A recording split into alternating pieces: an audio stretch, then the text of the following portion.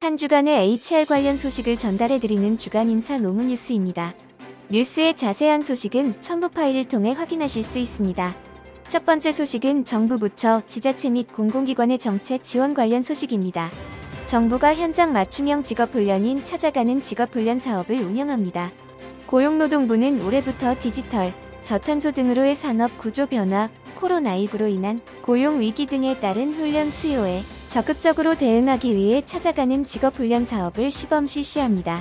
이 사업은 지역인적자원개발위원회를 중심으로 위기산업, 전략산업 등 직업훈련이 시급하게 필요한 분야를 발굴하고 해당 분야 종사자들이 고용유지 이 전직 등을 위해 희망하는 맞춤형 훈련 과정을 적시에 공급하는 것을 주요 내용으로 하고 있습니다. 올해는 지역 위기산업 종사자 등 5,000명에게 이 전직 등을 위한 맞춤형 훈련 과정을 지원하는 것을 목표로 추진할 예정입니다. 찾아가는 직업훈련 사업은 직업훈련이 시급하게 필요한 분야의 기존 훈련 과정을 통해 충분히 운영되지 않는 맞춤형 훈련 과정을 빠르게 공급하기 위해 중앙정부가 아닌 지역 단위의 민관협력 체계를 중심으로 완화된 심사 절차 및 기준으로 훈련 과정을 개설하고 훈련비 지원을 확대하는 등 혜택을 부여합니다. 정부가 기초 지식이 없어도 디지털 및 신기술 분야 직업훈련을 받을 수 있도록 훈련 프로그램을 운영합니다. 고용노동부는 디지털 및 신기술 분야 직업훈련을 받고 싶어도 기초 지식이 없어 엄두를 못 내는 사람을 위해 19일부터 디지털 기초 역량훈련인 K-디지털 크레딧 프로그램을 운영한다고 밝혔습니다. 정부의 직업훈련 지원 사업인 국민내일 배움카드에 참여하고 있고 아직 디지털 및 신기술 분야 직업훈련을 받지 않은 청년과 중장년 여성 등 구직자 6만 명을 대상으로 하는 이 훈련 프로그램은 기존 직업훈련비 외에 50만 원의 K-디지털 크레딧 지원금이 추가로 지원됩니다. 이 프로그램에는 코드2 등 민간 혁신훈련기관 7곳이 참여해 머신러닝, 인문스쿨을 포함한 20개 훈련 과정을 제공하며 모두 인터넷을 활용한 원격으로 진행됩니다. 프로그램 참여 방법은 직업훈련 포털 HRD넷에서 진행 가능합니다. 정부가 고용, 금융 빅데이터로 중소기업 일자리 창출을 지원합니다. 한국고용정보원과 IBK기업은행이 고용정보원 본원에서 금융과 고용, 빅데이터 기반 중소기업 일자리 지원 향상을 위한 업무협약을 체결합니다.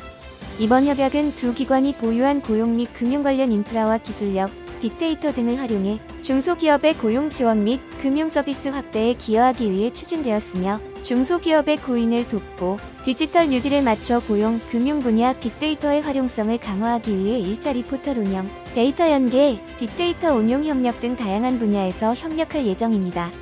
이번 협약을 통해 고용정보원에서 운영하는 일자리 포털 워크넷과 IBK기업은행의 중소기업 전문 취업 포털 아이원잡의 일자리 정보를 상호 연계하며 연계가 완료되면 구직자는 두 웹사이트 어느 곳에서라도 필요한 일자리 정보를 놓치지 않고 확인할 수 있으며 기업 또한 한 곳에 게재한 구인 공고를 두 사이트 모두에 노출시키는 효과를 얻을 수 있습니다.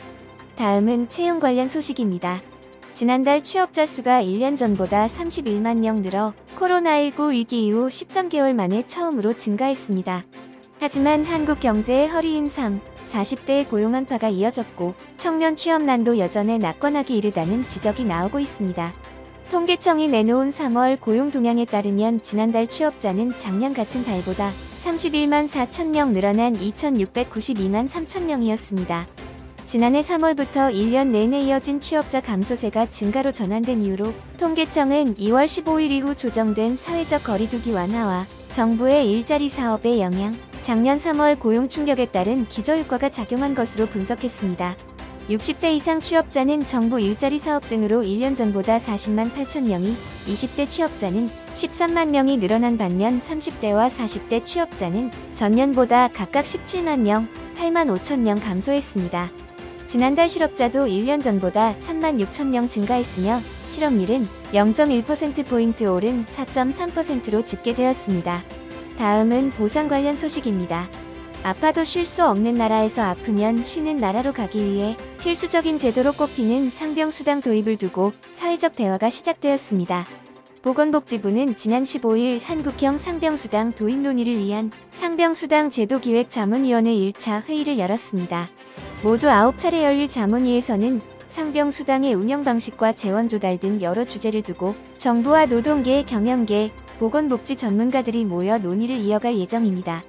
상병수당은 부상과 질병을 합쳐 만든 용어로 노동자가 업무와 관계없는 질병이나 부상으로 인해 경제활동이 불가능한 경우 치료에 집중할 수 있도록 소득 손실을 보전하는 사회보장제도로 그동안 우리나라는 질병이 발생하면 국민건강보험으로 의료 서비스는 제공했지만 아파서 쉴 때 소득을 보장해주는 상병수당은 없었습니다.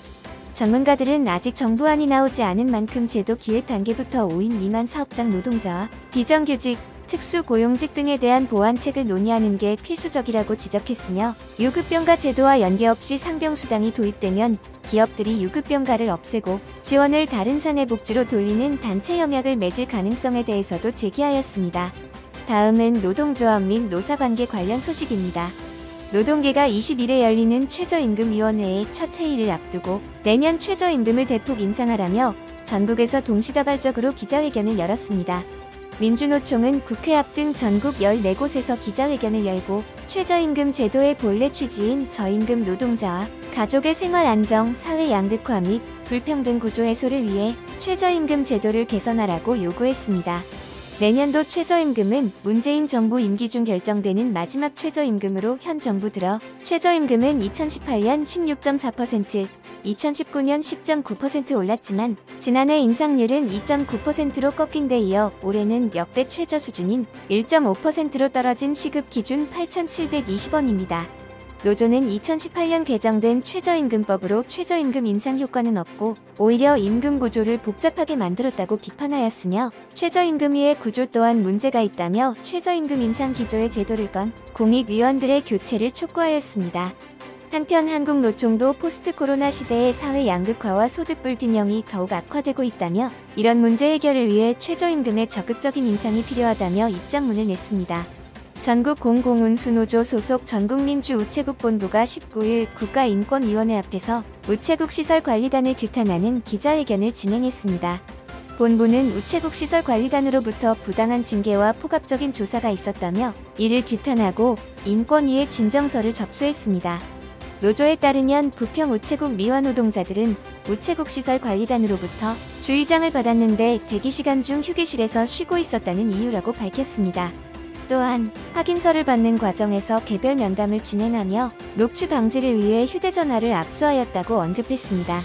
노조는 우체국시설관리단의 징계 조치가 근무 중 대기시간에는 휴게실에 갈 수 없으며 계단이나 복도, 화장실 등 각자의 구역에서 쉬려는 의미라고 규탄했습니다. 과거에는 관례상 대기시간 동안 휴게실에서 쉬는 것이 용인되었는데 산업안전상 우편 작업을 진행하는 기계가 작동할 때 청소를 할 수 없는 상황에서 계단이나 기계 옆, 화장실에서 쉴 필요가 없었다는 것입니다. 노동자들이 받은 징계 조치는 벌점 3점에 해당하며 매번 계약이 끝날 때마다 재계약을 기다려야 하는 노동자에게 벌점은 불리하게 작용하기에 노조는 사실상 계약을 하지 않겠다는 조치라며 우체국시설관리단을 규탄하였습니다. 다음은 조직문화 및 글로벌 HR 관련 소식입니다. 최근 커리어 콘텐츠 플랫폼을 이용하는 밀레니얼 세대 직장인이 늘고 있습니다. 직장 내 윗선배인 사수 대신 온라인 유료 직무, 실무 교육 콘텐츠를 활용해 업무 능력을 스스로 키우는 것입니다.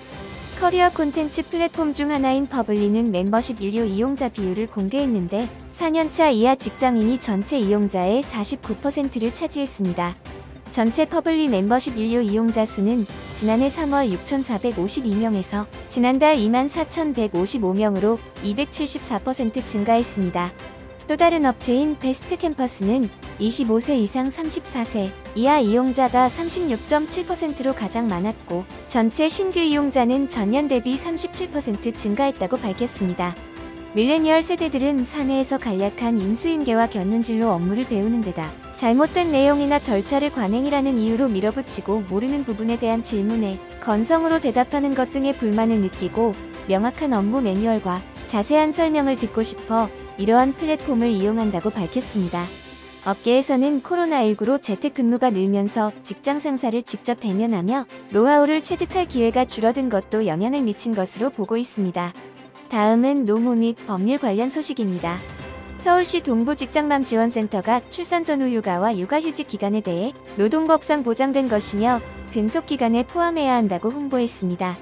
근로기준법 시행령 제2조 제1항에 따르면 평균 임금을 계산할 때 출산 전후 육아와 육아휴직 기간을 제외하도록 하고 있는데 해당 기간 중에는 받는 임금이 없거나 적을 수 있기 때문에 해당 기간을 포함해 평균 임금을 계산하면 근로자의 평소 임금 수준을 반영하지 못하는 불이익이 발생하기 때문입니다. 이에 확정기여형 퇴직연금 부담금 역시 평균 임금 계산 방식과 마찬가지로 출산 전후 육아나 육아휴직 기간에 근로자가 불리한 대우를 받지 않도록 해당 기간을 제외하고 산정해야 한다고 밝혔습니다. 즉, 출산 전후 육아나 육아휴직 기간의 확정기여형 퇴직연금 부담금은 연간 임금 총액에서 휴직기간 동안 지급된 임금을 제외하고 이를 12개월 중 휴직기간을 제외한 기간으로 나눠 산정해야 한다는 것입니다.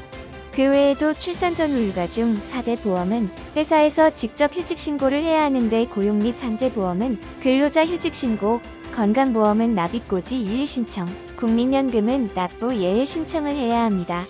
해당 신고나 신청은 휴직자가 아닌 사업주만 할 수 있다고 주의를 당부했습니다. 사기업의 경영성 과급도 일정 조건에서 퇴직금 산정 기준이 되는 임금에 해당한다는 법원 판결이 나왔습니다. 서울중앙지법은 A기업 근로자들이 회사를 상대로 제기한 소송에서 이같이 판결했습니다. A기업은 2003년부터 15년 이상 해마다 노사합의와 내부 결제 등을 통해 미리 경영성 과급 지급 기준을 정하고 해당 사업연도 결산에서 당기순이익이 지급 기준을 충족하면 예외 없이 경영성 과급을 지급했습니다. 법원은 당기순이익이 지급 기준에 못 미친 2005년과 2006년을 제외하면 2007년부터 매년 경영성 과급이 지급된 점에 주목했고 이를 우발적이고 일시적인 급여로 볼 수 없다고 판단했습니다. 또한 당기순이익이 지급 기준을 충족하면 예외 없이 경영성 과급을 지급한 만큼 은예적 급부로 보기도 어렵다고 판단했습니다. 법원은 사용자가 근로 의욕 고취 등을 위해 성과급을 지급했다면 근로의 질적 수준을 높인 데 대한 대가로도 볼 수 있다고 봤습니다. 이에 법원은 A기업의 경영성 과급이 근로 제공과 무관하다고 단정지을 수는 없다고 지적했습니다. 법조계는 2018년 공공기관의 경영평가 성과급을 평균 임금 산정의 기초가 되는 임금으로 본 대법원 판결이 나온 바 있는데 이번 판결은 사기업의 경영성 과급도 임금으로 인정했다는 점에서 큰 의미를 갖는다고 설명했습니다. 이번 주 주간 인사 노무 뉴스는 여기까지입니다. 다음 주는 더 유익한 소식으로 찾아뵙겠습니다. 감사합니다.